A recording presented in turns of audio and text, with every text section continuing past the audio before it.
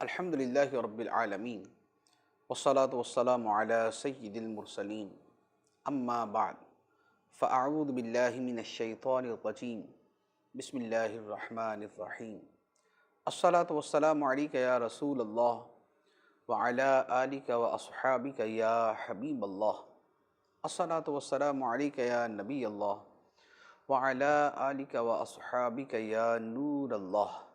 فیضان قرآن کے سلسلے میں حاضر ہیں اور آج سورہ انشقاق کی ابتدا سے قرآن پاک کا درس سنیں گے۔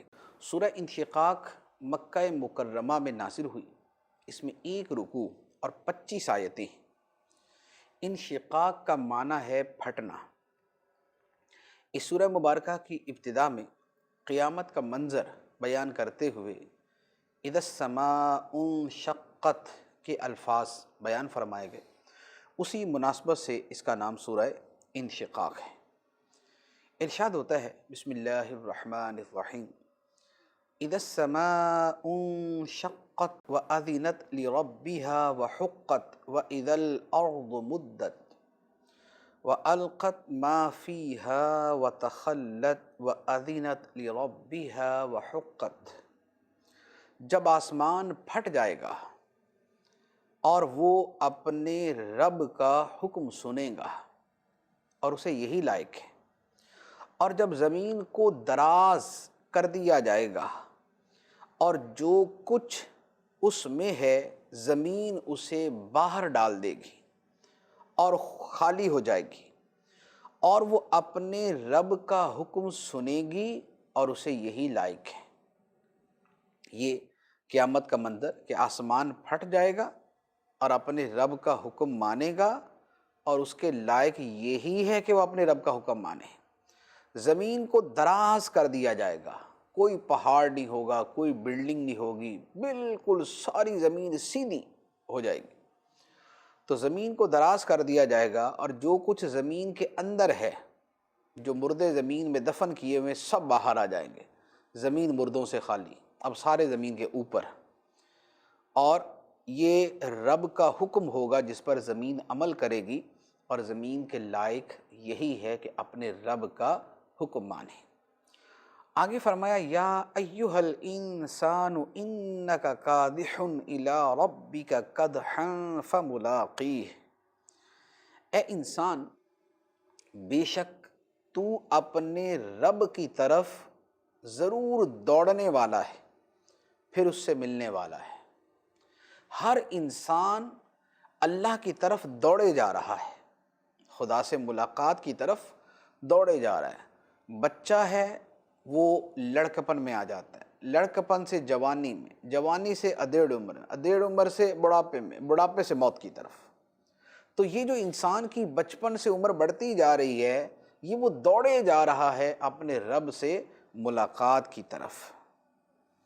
اب جب رب سے ملاقات ہوگی اور وہاں پر بندے کے ہاتھ میں نامہ اعمال دیے جائیں گے تو اس وقت کیا ہوگا؟ اللہ تعالیٰ فرماتا ہے فَأَمَّا مَنْ أُوتِيَ كِتَابَهُ بِيَمِينِهِ فَسَوْفَ يُحَاسَبُ حِسَابًا يَسِيرًا وَيَنْقَلِبُ إِلَىٰ أَهْلِهِ مَسْرُورًا۔ تو بہرحال جسے اس کا نامہ اعمال اس کے دائیں ہاتھ میں دیا جائے گا تو عنقریب اس سے آسان حساب لیا جائے گا، اور وہ اپنے گھر والوں کی طرف خوشی خوشی پلٹے گا۔ جسے نامہ اعمال دائیں ہاتھ میں ملے گا تو اس کا حساب کتاب بڑا آسان ہوگا، اور وہ اپنے گھر والوں کی طرف خوشی خوشی پلٹے گا، جا کے بتائے گا الحمدللہ میں چھوٹ گیا، میں بچ گیا، میرا نامہ اعمال دائیں ہاتھ میں ملا، میری نیکیاں قبول ہو گئی، گناہ معاف ہو گئے، الحمدللہ میں بچ گیا، جہنم سے بچ گیا۔ وہ خوشی خوشی اپنے گھر والوں کی طرف پلٹے گا، یعنی جنتی گھر والوں کی طرف۔ اب یہ جو آسان حساب ہے، جو آیت میں فرمایا نا کہ فَسَوْفَ يُحَاسَبُ حِسَابًا يَسِيرًا، تو ان قریب اس سے آسان حساب لیا جائے گا۔ آسان حساب کیا ہے؟ قیامت کے دن جو لوگوں کا حساب ہے اس کو کئی طرح کا ہے۔ جیسے بہت سے مسلمان تو وہ ہے جن کا حساب ہی نہیں ہونا، بغیر حساب کے جنت میں، اللہ اکبر، سب سے خوش نصیب بغیر حساب کے جنت میں۔ اللہ تعالیٰ ہمیں ان میں شامل فرمائے۔ کچھ وہ ہیں کہ جن کا حساب تو ہوگا لیکن وہ بڑا نرم حساب ہوگا، بڑا نرم حساب ہوگا۔ وہ کیسے؟ وہ یہ ہے کہ ان کو بلایا جائے گا، خدا کی بارگاہ میں پیش ہوں گے، کہا جائے گا پڑھ نامہ اعمال، وہ ایک ایک عمل دیکھے گا، یہ نیکی کی، یہ برائی کی، یہ نیکی کی، یہ برائی کی، بس حساب کتاب ہوگا۔ اللہ تعالیٰ فرمائے گا نیکیوں کی جزا ملے گی، گناہ تیرے معاف کر دیے، جا جنت میں۔ یہ ہے آسان حساب۔ گناہوں کی معافی کا کوئی ذریعہ اس کی نیکیوں میں سے ہی ہوگا، اس کے اعمال میں سے ہی کوئی صورت بن جائے گی، خدا کی رحمت کا کوئی سبب پیدا ہو جائے گا، تو وہ آسانی کے ساتھ حساب ہوگا اور وہ جنت میں۔ ایک ہے سخت حساب، جس کا سخت حساب ہوگا نا وہ نہیں بچے گا، وہ تو جہنم کا فیصلہ اس کا ہوا ہی ہوا۔ وہ کیا ہے کہ ایک ایک عمل کا پوچھا جائے، ہاں یہ کیا کیا تھا، کیوں کیا تھا، کیوں کیا تھا، منع کیا تھا تجھے ایسا نہیں کرنا، نمازیں کدھر ہے تمہاری، پوری کیوں نہیں ہے، کہاں ہے فرائض تمہارے، اتنی نمازیں چھوڑی۔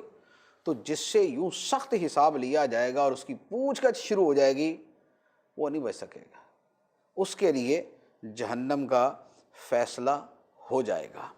نبی پاک صلی اللہ علیہ وآلہ وسلم نے ایک مرتبہ، حضرت عائشہ فرماتی ہیں کہ سرکار دو عالم صلی اللہ علیہ وآلہ وسلم نے ایک مرتبہ نماز کے بعد دعا مانگی، اللہم حاسبنی حسابا یسیرا، اے اللہ میرا آسان حساب لینا۔ سرکار دو عالم صلی اللہ علیہ وآلہ وسلم دعا کرتے ہیں کہ اے اللہ میرا آسان حساب لینا۔ تو حضرت عائشہ نے عرض کی یا رسول اللہ آسان حساب سے کیا مراد ہے؟ فرمایا کہ بندے کے اعمال نامے کو دیکھا جائے اور اس کے گناہوں کو نظر انداز کر دیا جائے، یہ آسان حساب۔ نبی پاک علیہ السلام نے جو دعا مانگی کہ اے اللہ میرا اس آسان حساب لینا، یہ ہمیں دعا سکھانے کے لیے کہ ہم یوں دعا مانگیں۔ سرکار دو عالم صلی اللہ علیہ وآلہ وسلم کا حساب تھوڑی ہونا ہے۔ سرکار کے صدقے تو کروڑوں اربوں لوگوں نے بغیر حساب کے جنت میں جانا ہے۔ سرکار کے صدقے تو کروڑوں اربوں لوگوں نے بغیر حساب کے ہی جنت میں چلے جانا ہے، اور پھر کتنوں کو سرکار نے بخشوانا ہے جن کا فیصلہ ہوگا جہنم کا، لیکن سرکار عرض کریں گے یا اللہ بخش دے، یا اللہ اس کی مغفرت کر دے۔ اللہ تعالیٰ اپنے حبیب علیہ الصلوۃ والسلام کی رضا کی خاطر ان کو بخش دے گا۔ تو یہ جو دعا ہے کہ اللہ میرا حساب آسان لینا، یہ ہمیں سکھانے کے لیے۔ سرکار تو سبحان اللہ مالک جنت ہے، مالک جنت ہے۔ تو یہ بات تھی جن کا نرم حساب ہوگا۔ دوسری طرف وہ بھی ہیں جن کو نامہ اعمال ان کے پیٹھ کے پیچھے سے دیا جائے گا۔ فرمایا وَأَمَّا مَنْ أُوتِيَ كِتَابَهُ وَرَاءَ ظَهْرِهِ فَسَوْفَ يَدْعُو ثُبُورًا وَيَصْلَىٰ سَعِيرًا، اور رہا وہ جسے اس کا نامہ اعمال اس کی پیٹھ کے پیچھے سے دیا جائے گا، تو وہ عنقریب موت مانگے گا اور وہ بھڑکتی آگ میں داخل ہوگا۔ جسے نامہ اعمال بائیں ہاتھ میں ملے گا اس کو عنقریب بھڑکتی آگ میں داخل ہوگا۔ کافر کا جو دایاں ہاتھ ہے یہ اس کی گردن سے باندھ دیا جائے گا، توق کی طرح اس کی گردن کے ساتھ ملا کے باندھ دیا جائے گا، اور جو بایاں ہاتھ ہے وہ مروڑ کے پیچھے کو کر دیا جائے گا، اور نامہ اعمال پیٹھ کے پیچھے سے پکڑایا جائے گا۔ تو اب جس کو اور فیصلہ ہوگا جہنم والوں میں سے کر دو، تو جب اس کے لیے جہنم کا فیصلہ ہوگا تو وہ کہے گا یا صبورا یا صبورا، ہائے موت ہے، موت آ جائے، کہیں موت آ جائے، میرا کام ختم ہو جائے، جہنم میں نہ جاؤں۔ تو موت مانگے گا لیکن موت نہیں آئے گی۔ تو یہ ہے کافر کا انجام۔ اب اللہ تعالیٰ فرماتا ہے کہ وہ جو پہلے فرمایا نا کہ جس کا حساب آسان ہے وہ تو اپنے جنتی گھر والوں کی طرف لوٹ کے بولے گا الحمدللہ موج ہو گئی، بچ گیا، نجات مل گئی۔ اور یہ جو کافر جس کا جہنم کا فیصلہ کیا جائے گا وہ دنیا میں کیا کرتا تھا، اللہ تعالیٰ اس کا بیان فرماتا ہے انہ کان فی اہلہ مسرورا انہ ظن ان لن یحور بلا ان ربہ کان بہ بصیرا۔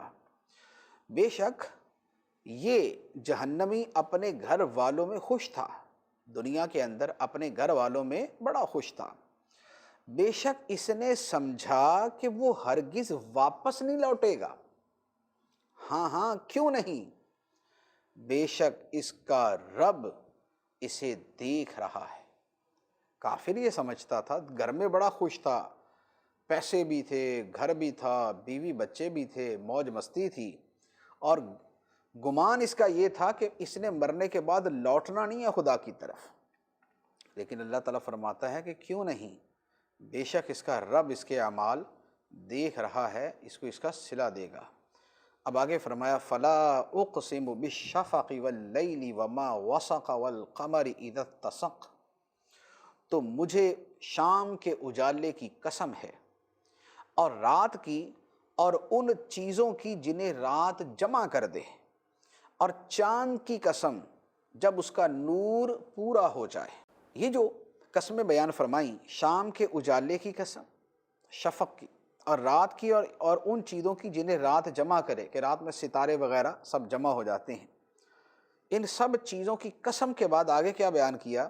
فرمایا لَتَرْكَبُنَّ طَبَقًا عَنْ طَبَقٍ فَمَا لَهُمْ لَا يُؤْمِنُونَ، ضرور تم ایک حالت کے بعد دوسری حالت کی طرف چڑھو گے، تو انہیں کیا ہوا کہ وہ ایمان نہیں لاتے۔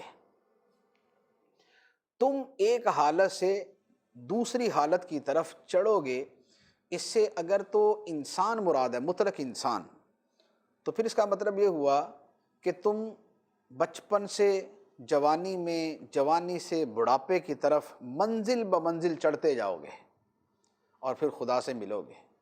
لیکن یہ کفار ایمان نہیں لاتے۔ اور یا یہ ہے کہ تم پہلے موت کی سختیاں اور ہولناکیاں دیکھو گے، پھر اگلی منزل قبر کی آئے گی، پھر اس کی ہولناکیاں دیکھو گے، اس کے بعد اگلی منزل قیامت کے دن کی آئے گی، اس کی ہولناکیاں دیکھو گے، پھر اس سے اگلی منزل جہنم کی آئے گی۔ تو طبقاً عن طبق، منزل بمنزل جو ہے وہ تم چڑھتے جاؤ گے اور خدا کی بارگاہ میں پیش ہوگے۔ اور ایک اس کا معنی یہ بھی بیان کیا گیا کہ اس میں نبی پاک صلی اللہ تعالیٰ علیہ وسلم سے خطاب ہے، اور آپ سے یہ فرمایا گیا کہ اے حبیب علیہ الصلاۃ والسلام، آپ معراج کی رات منزل بمنزل چڑھتے جائیں گے، پہلا آسمان، دوسرا آسمان، تیسرا آسمان، ساتواں آسمان، سدرۃ المنتہا، اس سے پار۔ تو یہ جو چڑھنے کی بات ہے، یہ نبی پاک صلی اللہ علیہ وسلم کے شب معراج، آپ کا بلندی کی طرف جو عروج فرمانا ہے، اس کا بیان ہے۔ اس کے علاوہ بھی اس کی تفاسیر ہے۔ اب آگے ارشاد ہوا وَإِذَا قُرِئَ عَلَيْهِمُ الْقُرْآنُ لَا يَسْجُدُونَ، اور جب ان کے سامنے قرآن پڑھا جاتا ہے تو سجدہ نہیں کرتے۔ جب کفار کے سامنے قرآن پڑھا جاتا ہے تو سجدہ نہیں کرتے۔ سورہ اقرا کی جب یہ آیت آخری نازل ہوئی نا، وَاسْجُدْ وَاقْتَرِبْ، یہ بھی آیت سجدہ ہے، وَاسْجُدْ وَاقْتَرِبْ، کہ اور سجدہ کر اور قریب ہو جا۔ تو یہ آیت نازل ہوئی، نبی پاک علیہ السلام نے سجدہ کیا، اور نبی پاک علیہ السلام کے ساتھ مومنوں نے سجدہ کیا، لیکن کفار قریش نے سجدہ نہیں کیا۔ تو یہاں آیت کے اندر جو فرمایا گیا، یہ اسی کا بیان ہے کہ جب ان کے سامنے قرآن پڑھا جاتا ہے تو سجدہ نہیں کرتے، کہ قرآن میں جہاں سجدے کا حکم ہے، سجدے کی آیت ہے، وہ اس پر سجدہ نہیں کرتے۔ اور یہ جو آیت ہے وَإِذَا قُرِئَ عَلَيْهِمُ الْقُرْآنُ لَا يَسْجُدُونَ، یہ بھی آیت سجدہ ہے۔ تو لہذا جو اس آیت کو جو ہے وہ پڑھے یا کسی سے ڈائریکٹ جو ہے وہ سنے، تو اس پر بھی سجدہ کرنا واجب ہو جاتا ہے۔ ابھی جو ہم سے سنیں گے تو یہ تو آپ ریکارڈنگ جو ہے وہ سن رہے ہوں گے، تو اس کے سننے سے سجدہ لازم نہیں ہوتا۔ آگے فرمایا بل الذین کفروا یکذبون واللہ اعلم بما یوعون فبشرهم بعذاب علیم الا الذین آمنوا وعملوا الصالحات لهم اجر غیر ممنون، بلکہ کافر جھٹلا رہے ہیں اور اللہ اسے خوب جانتا ہے جو وہ اپنے دلوں میں رکھتے ہیں، تو تم انہیں دردناک عذاب کی بشارت سناؤ، مگر وہ جو ایمان لائے اور انہوں نے اچھے اعمال کیے، ان کے لیے وہ ثواب ہے جو کبھی ختم نہیں ہوگا۔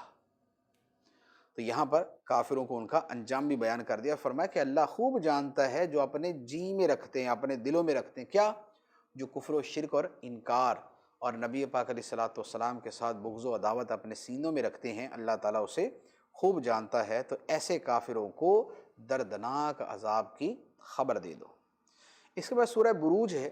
سورہ بروج مکہ مکرمہ میں نازل ہوئی، اس میں 1 رکوع اور 22 آیتیں ہیں۔ ستاروں کی منزلوں کو بروج کہتے ہیں، ستاروں کی منزلوں کو بروج کہتے ہیں، اور یہ جو بروج ہے ان کا شمار جو ہے وہ آسمان کے اندر منازل کے اعتبار سے کیا جاتا ہے۔ جو یہ فلکیات وغیرہ کے علم سے واقف ہیں وہ اس طرح کی تفصیلات کو سمجھتے ہیں، بروج کے بیان کو۔ تو اس آیت مبارکہ میں چونکہ آسمان کو برجوں والا فرمایا گیا، اس مناسبت سے اس کا نام سورہ بروج ہے۔ ارشاد ہوتا ہے بسم اللہ الرحمن الرحیم، وَالسَّمَاءِ ذَاتِ الْبُرُوجِ وَالْيَوْمِ الْمَوْعُودِ وَشَاهِدٍ وَمَشْهُودٍ، برجوں والے آسمان کی قسم اور اس دن کی قسم جس کا وعدہ ہے، اور اس دن کی قسم جو گواہ ہے، اور اس دن کی قسم جس میں لوگ حاضر ہوتے ہیں۔ یہ مختلف قسمیں ہیں۔ آسمانوں کی قسم جو برجوں والا ہے، آسمان میں موجود برجوں کی تعداد 12 ہے، اور انہی مناسبت سے پھر ستاروں کے نام رکھے جاتے ہیں۔ یہ اس کی قسم اس لیے ہے کہ آسمان اللہ تعالیٰ کی بے شمار قدرتوں کا مجموعہ ہے۔ ستارے ہیں، سورج ہے، چاند ہے، خود آسمان ہیں، اور نہ جانے اس کے اندر کیا کیا ہے کہ جس کو ہم جانتے ہی نہیں۔ تو اللہ تعالیٰ نے ان کی قسم ارشاد فرمائی۔ جس دن کا وعدہ ہے اس کی قسم، اس سے مراد قیامت کا دن، اور جو دن گواہ ہے اس سے مراد جمعے کا دن، کیونکہ جمعے کا دن بندوں کے اعمال پر گواہ ہے۔ وہ مشہود، اور اس دن کی قسم جس میں لوگ حاضر ہوتے ہیں، اس سے مراد ہے عرفہ کا دن، جو حج کا دن ہے، 9 ذو الحجہ، عرفہ کا دن، اس سے وہ مراد ہے۔ ان سارے دنوں کی قسم بیان کر کے اللہ تعالیٰ فرماتا ہے قتل اصحاب الاخدود النار ذات الوقود اذ هم علیہا قعود وهم علی ما یفعلون بالمؤمنین شہود۔ کھائی والوں پر لعنت ہو، بھڑکتی آگ والے، جب وہ اس کھائی کے کناروں پر بیٹھے ہوئے تھے اور وہ خود اس پر گواہ ہیں جو وہ مسلمانوں کے ساتھ کر رہے تھے۔ یہ جو کھائی والوں کا یہاں پر بیان کیا گیا، یہ اصل میں کیا ہے؟ یہ ایک بڑا لمبا واقعہ ہے، حدیث مبارک کے اندر، مسلم شریف کے اندر بڑا مفصل واقعہ ہے۔ آپ صراط الجنان کے اندر اسی سورہ بروج کی تفسیر میں یہ واقعہ مفصل پڑھ سکتے ہیں۔ میں اس کا بالکل متعلقہ خلاصہ جو ہے صرف عرض کرتا ہوں کہ ایک لڑکا تھا جو مسلمان ہو گیا، اور وہ زمانہ ایک بادشاہ کا تھا جو بادشاہ کافر تھا، خدائی کا دعویٰ کرتا تھا، اور اپنے آپ کو حاکم مطلق سمجھتا تھا۔ وہ لڑکا جو مسلمان ہوا، اصل تو اس کو جادو سکھانے کے لیے ایک شاہی جادوگر کے پاس بھیجا جاتا تھا، لیکن وہ لڑکا راستے کے اندر ایک راہب سے ملاقات کرتا تھا، اور راہب خدا پہ ایمان رکھتا تھا۔ اس نے راہب سے دین سیکھا، علم سیکھا اور ایمان لے آیا۔ اس لڑکے کے ذریعے شاہی دربار کا ایک بڑا مقرب بندہ مسلمان ہو گیا۔ نابینا تھا، اس لڑکے کی کرامت سے بینا ہو گیا۔ نابینا تھا وہ، اس لڑکے کی کرامت سے، دعا سے وہ انکھیارا ہو گیا، دیکھنے لگ گیا۔ بادشاہ نے اس سے پوچھا تم تو نابینا تھے، تم کہاں سے دیکھنے والے ہو گئے؟ تو اس نے کہا کہ فلان لڑکے کے ذریعے۔ لڑکے کو بلایا گیا، اس سے پوچھا تو نے کیا کیا؟ اس نے کہا میں نے خدا سے دعا مانگی۔ اس نے کہا خدا تو میں ہوں۔ فرمایا نہیں، تو خدا نہیں، خدا وہ ہے جو اللہ ہے، جو سارے جہانوں کا مالک ہے۔ یہ جب بات ہوئی، اس پر بادشاہ بڑا غضبناک ہوا کہ میرے ہوتے ہوئے کسی اور کو خدا مانتے ہو۔ اس نے لڑکے کو قتل کرنے کے لیے اقدامات کیے، کبھی اس طریقے سے قتل، کبھی اس طریقے، مختلف طریقوں سے قتل کرنے لگا، لیکن وہ جس طریقے سے قتل کرتا لڑکا بچ جاتا۔ اب بادشاہ پریشان کہ میں خدائی کا دعویٰ کرتا ہوں، ایک لڑکا مجھ سے مر نہیں رہا۔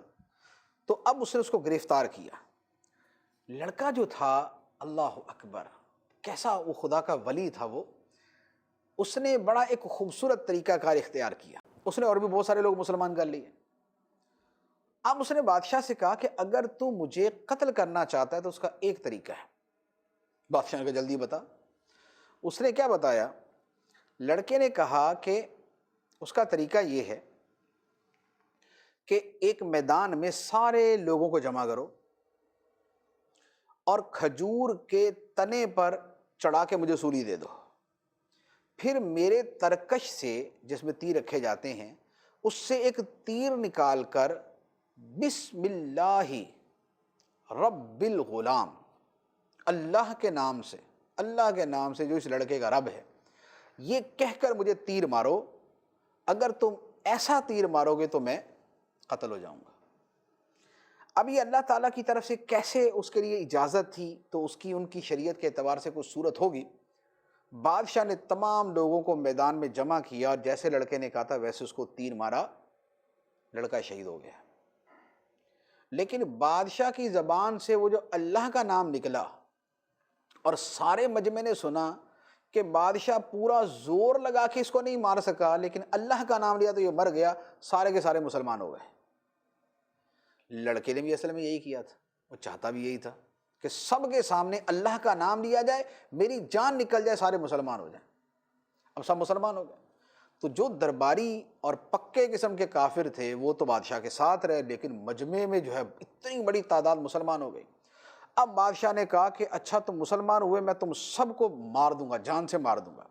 اس نے ایک خندق کھودی، خندق میں آگ لگائی اور آگ لگا کر اس میں جو جو مسلمان تھا اس کو پھینکنا شروع کر دیا، زندہ آگ کے اندر ڈالنا شروع کر دیا۔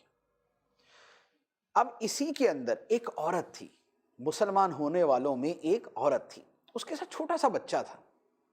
بادشاہ نے کہا کہ اس کے پھینکو اس کے بچے کو۔ اب ماں تھی تو اس کا دل کانپ اٹھا اور وہ جھجکنے لگی نا، اور دل کے اندر تردد آیا کہ کیا کروں۔ ماں جھجکی تو وہ چھوٹا سا بچہ بول پڑا۔ اس نے کہا اے ماں صبر کر اور جھجک نہیں، تو سچے دین پہ ہے، جھجک نہیں، تو سچے دین پہ ہے۔ بس یہ کہا، اس بادشاہ نے بچے اور اس کی ماں دونوں کو آگ میں ڈال دیا۔ یہ تھے کھائی والے، یعنی کھائی میں جنہوں نے آگ لگائی تھی اور اس میں اسلام قبول کرنے والوں کو زندہ جس نے جلا دیا تھا، یہ وہ لوگ تھے۔ ان کے حوالے سے اللہ تبارک و تعالی نے یہ ارشاد فرمایا کہ کھائی والوں پر لعنت ہو، بھڑکتی آگ والے، جنہوں نے آگ بھڑکائی تھی، بھڑکتی آگ والے، جب وہ اس کھائی کے کناروں پر بیٹھے ہوئے تھے اور وہ خود اس پر گواہ ہیں جو وہ مسلمانوں کے ساتھ کر رہے تھے۔ لیکن اس کا انجام کیا ہوا؟ اس کا انجام یہ ہوا، حضرت ربیع بن انس رضی اللہ تعالیٰ عنہ فرماتے ہیں کہ جو مومن آگ میں ڈالے گئے، اللہ تعالیٰ ان کے آگ میں پڑنے سے پہلے ہی ان کی روح نکال دیتا تھا۔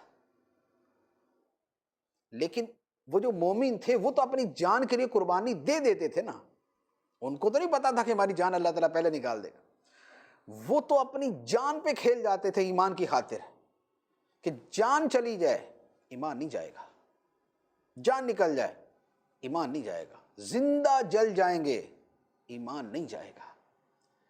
تو حضرت ربیع بن انس فرماتے ہیں کہ اللہ تعالیٰ ان کے آگ میں پڑنے سے پہلے ہی ان کی روحیں نکال کے ان کو نجات دے دیتا تھا۔ اور پھر کیا ہوا؟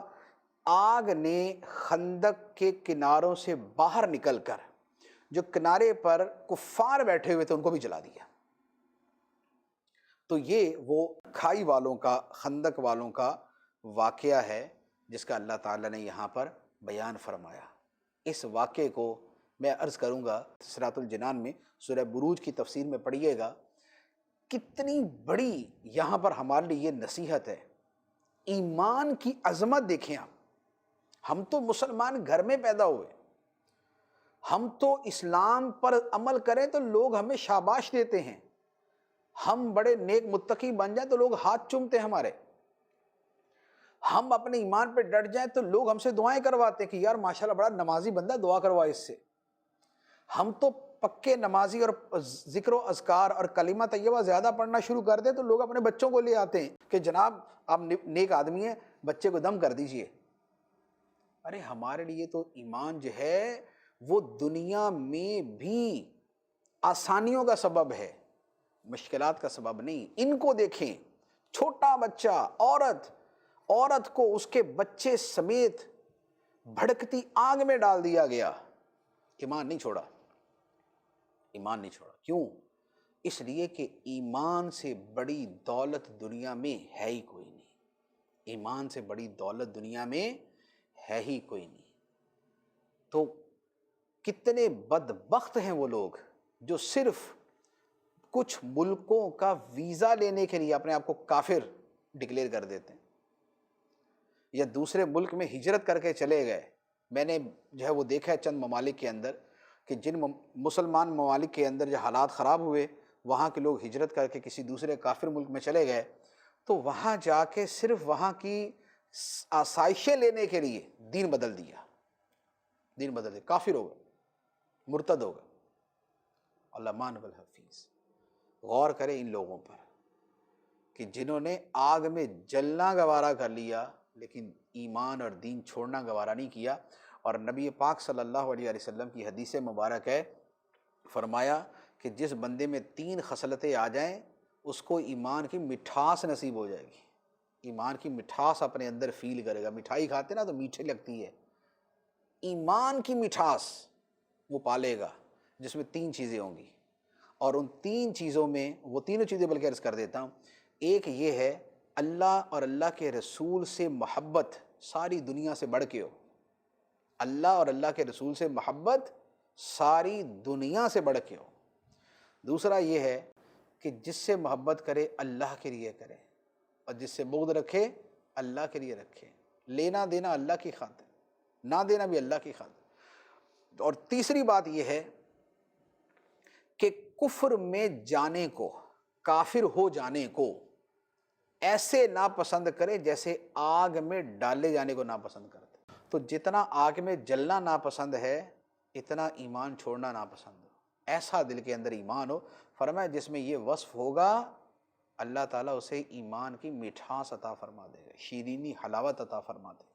اللہ تعالیٰ ہمارے ایمان کو جو ہے وہ مضبوط فرمائے، ہمارے دلوں کے اندر ایمان ایسے نقش کر دے، ایسے نقش کر دے کہ دنیا کی کوئی طاقت ہمارے دل سے ایمان نہ نکال سکے۔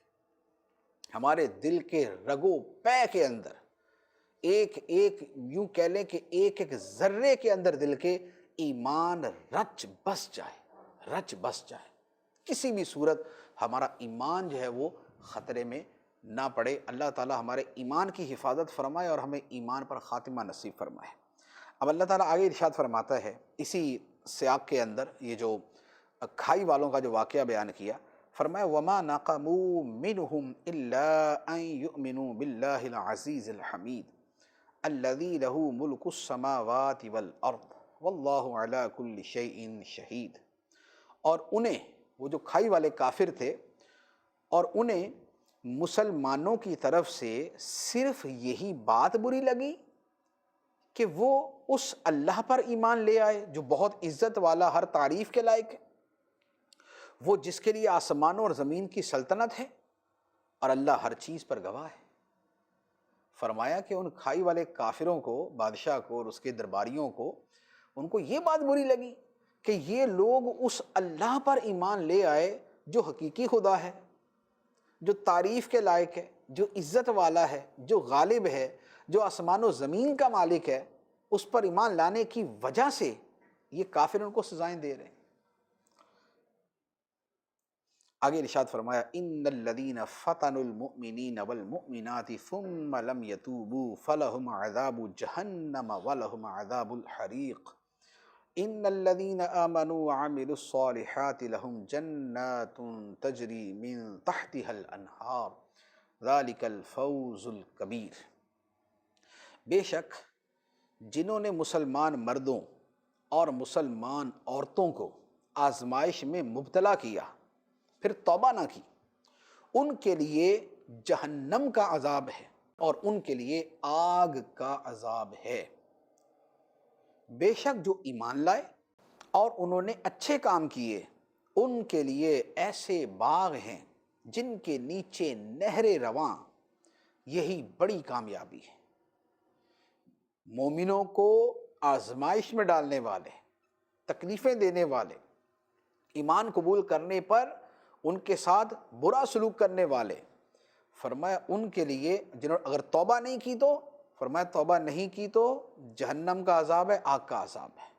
جبکہ جو مومن ہیں اور صرف مومن نہیں اچھے اچھے عمل بھی کرنے والے ہیں، وہ عامل الصالحات، ایک آدھ نیکی یعنی بہت ساری نیکیاں کرنے والے، تو فرمایا ان کے لیے ایسے باغ ہیں جن کے نیچے نہریں جاری ہیں۔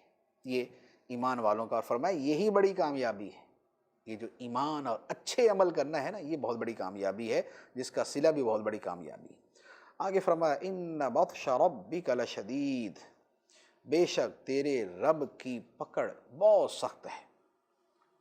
انہ هو یبدئ ویعید وہو الغفور الودود ذو العرش المجید فعال لما یرید، بے شک وہی پہلے پیدا کرتا ہے اور وہی دوبارہ پیدا کرے گا، اور وہی بہت بخشنے والا ہے، نہایت محبت فرمانے والا ہے، عرش کا مالک، بڑی عظمت والا ہے، ہمیشہ جو چاہے کرنے والا ہے۔ یہ خدا کی شان اللہ تعالیٰ نے خود ہی بیان فرمائی کہ پہلے بھی اس نے پیدا کیا، دوبارہ بھی وہی پیدا کرے گا، بڑا بخشنے والا اور بڑی محبت فرمانے والا ہے۔ یہ خدا کی شان ہے۔ آج کل دنیا میں کفار کا طریقہ یہ ہے کہ اللہ تعالیٰ کے صرف جلال اور عذاب کا ذکر کرتے ہیں، حالانکہ اللہ کی شان وَهُوَ الْغَفُورُ الْوَدُودُ، وہ قوت والا بھی ہے، زبردست بھی ہے، وہ سزا بھی دیتا ہے، لیکن بخشش فرمانے والا بھی ہے، پیار کرنے والا بھی ہے، ودود ہے، محبت فرمانے، بہت محبت فرمانے والا ہے، عرش کا مالک ہے، بزرگی والا، بڑی عظمتوں والا، جو چاہتا ہے کرتا ہے اور اس کو کرنے سے کوئی روک نہیں سکتا، ارادہ اس کی شان ہے۔ اب اس کے بعد آگے ارشاد فرمایا هل اتاک حدیث الجنود فرعون و ثمود، کیا تمہارے پاس لشکروں کی بات آئی، فرعون اور ثمود کی؟ بل الذین کفروا فی تکذیب واللہ من ورائہم محیط بل هو قرآن مجید فی لوح محفوظ، بلکہ کافر جھٹلانے میں لگے ہوئے ہیں اور اللہ ان کے پیچھے سے انہیں گھیرے ہوئے ہے، بلکہ وہ بہت بزرگی والا قرآن ہے لوح محفوظ میں۔ تو یہ اللہ تبارک و تعالیٰ نے کھائی والوں کا واقعہ بیان کیا، پھر فرعون قوم ثمود اس کا بھی ذکر کر دیا، اور نبی پاک علیہ السلام اور صحابہ کرام کو تسلی بھی دے دی، اور ساتھ ہی کافروں کو بتا دیا کہ کافروں کو خدا نے گھیرا ہوا ہے، یہ خدا سے بھاگ نہیں سکتے، اور ساتھ ہی قرآن کی عظمت آخر میں بیان کر دی کہ قرآن بہت بزرگی والی کتاب ہے لوح محفوظ میں، اس کی جو ماسٹر کاپی ہے وہ لوح محفوظ میں، جہاں سے یہ نقل ہو کے زمین پہ تشریف لاتا تھا۔ اس کے بعد سورہ طارق ہے۔ سورہ طارق مکہ مکرمہ میں نازل ہوئی، اس میں 1 رکوع اور 17 آیتیں ہیں۔ طارق اس ستارے کو کہتے ہیں جو رات کے وقت خوب چمکتا ہے۔ اس سورہ مبارکہ کے شروع کے اندر اس کا تذکرہ ہے، اسی مناسبت سے اس کا نام سورہ طارق۔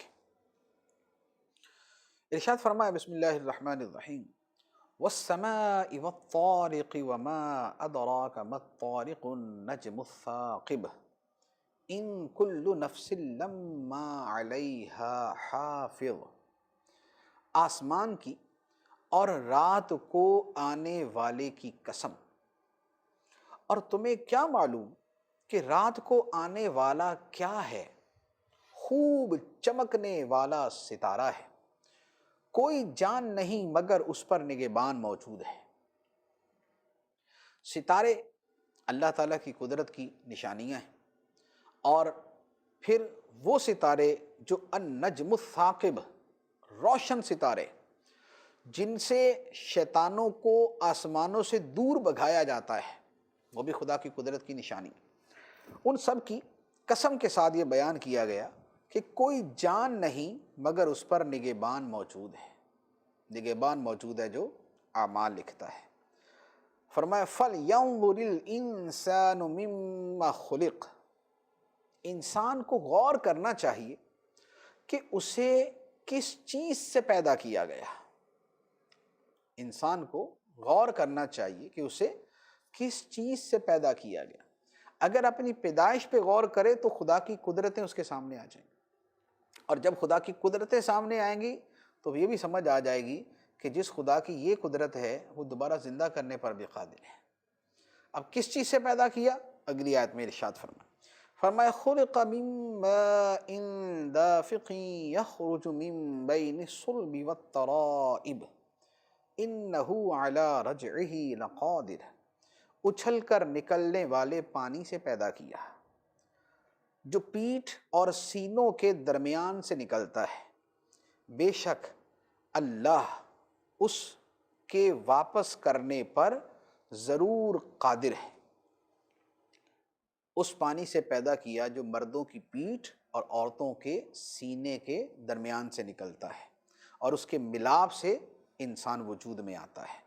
تو فرمایا جس نے یہ پیدا کیا وہ اس کے لوٹانے پر بھی قادر ہے۔ اور کب لوٹائے گا؟ کب دوبارہ زندہ کرے گا؟ فرمایا یوم تبلی السرائر فما لہ من قوۃ ولا ناصر، جس دن چھپی باتوں کو جانچا جائے گا تو آدمی کے پاس نہ کچھ قوت ہوگی اور نہ کوئی مددگار۔